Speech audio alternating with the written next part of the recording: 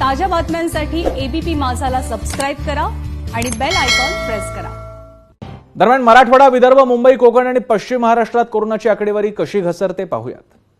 मराठवाड्यात आपण म्हणताय तशी परिस्थिती मराठवाड्यात पण आहे। मराठवाड्याची जर आपण गेले 1 तारखेपासूनची जर परिस्थिती बघितली तर 1 तारखेला साधारण 8 जिल्ह्यांमधून 1346 इतके पॉझिटिव्ह पेशंट्स आपल्याला सापडले होते आणि तीच परिस्थिती 6 तारखेची जर आकडेवारी घेतली तर 872 एकूण आपल्याला 8 जिल्ह्यांमधून पॉझिटिव्ह पेशंट्स आले।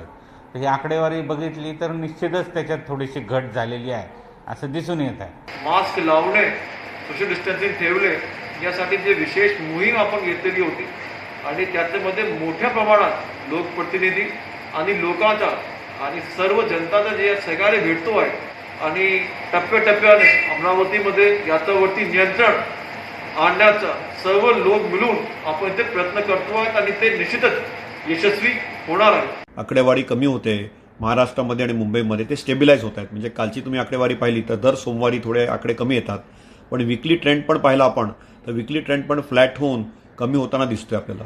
जसं आपण अनलॉकिंग करू तसा कोरोनाच्या केसेस वाढायची शक्यता असते, तर त्याच्यामध्ये स्टेबल पॅटर्न ठेवणं किंवा जो कर्व आहे तो बीट करून त्या नंबर्स कमी करणं किंवा आकडेवारी कमी करणं हे फार चांगली सिच्युएशन आहे। आत्ताची परिस्थिती कोल्हापुरातली जर पाहिली आपण तर साधारण रोज 200 ते 300 पॉझिटिव्ह कोरोनाचे रुग्ण मिळत आहेत। त्याचप्रमाणे साधारण 10च्या दरम्यान मृत्यूसुद्धा होत आहे।